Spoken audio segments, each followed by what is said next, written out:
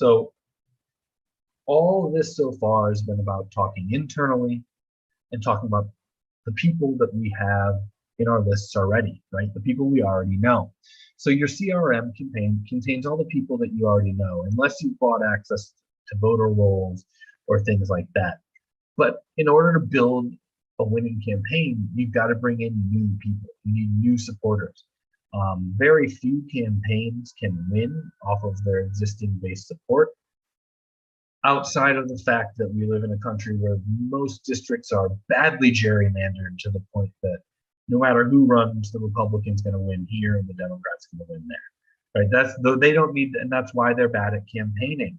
They've rigged the game so they don't have to campaign. They just have to have an R or a D after their name, and they can win in their specially curated district. My congressional district was just redrawn. It's going to end up in textbooks about gerrymandering. It is about probably a 50 to 100-mile strip. It runs from St. Louis at a 45-degree angle up through Illinois for 200 to 300 miles. And they did it because there was a Republican they couldn't beat, and they districted him out. They took his house out of district, and they made it so it caught all the major population, or the middle population centers. We don't have a major population center in downstate, but all the 100,000 person towns were now in this one district, so the Democrats are sure to win it this time.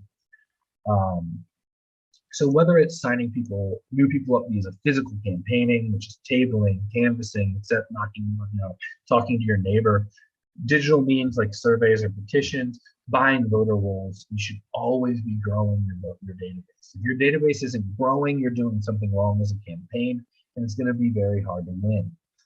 Action and Network and Nation Builder both offer list building tools such as signups, petitions, other stuff for digital engagement, right? And there's different levels of growing. One person might just want to get your email list, get on your email list to get updates. One person might want to volunteer. One person might be a donor. And then we just last month did Garrett, who's on the call, and I did an Organizing 101 workshop that you can find on Howie Hawkins YouTube, that we went through talking about systems of moving someone from a supporter to a volunteer to a donor to an organizer, right? So once you get these new people, you have to onboard them, you have to bring them in, you have to actively engage them. And most website platforms and even Google Forms can fill this role of getting the basic contact info.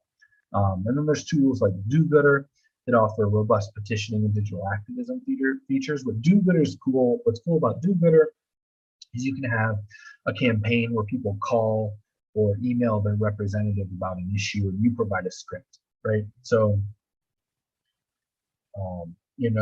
stop the war in Ukraine, end the weapons sales. You can set it up so that when Emma clicked it, it popped up her rep her U.S. House rep in Ohio or in Hawaii, and when Allison clicked it, it sends the email or makes the call to her rep in Texas. And when Garrett clicks it, it sends it to his rep in Pennsylvania. And in the past, what you would do is you kind of, make a call to your representative, click this link to get their phone number. How many people do you lose that don't even click the link, right? And then how many people click the link and then never make the call?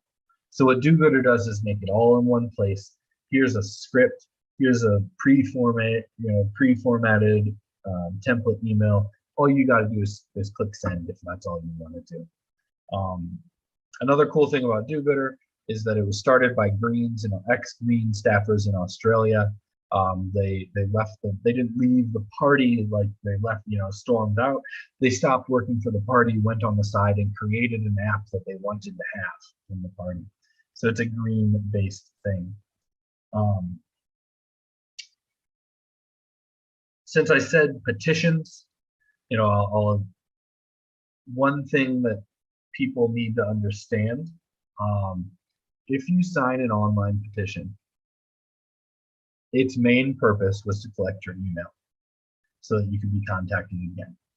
when you sign that petition to, from a local group to save the sea turtles, they don't turn it into anybody, right? And it's not never, but very few of them print them out and show up at the city council's office and say, look at this stack of petitions we have.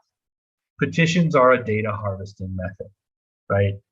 It's a way to find out who supports your issue, and most importantly, get a way to contact them directly, right? Which kind of brings us to the next one.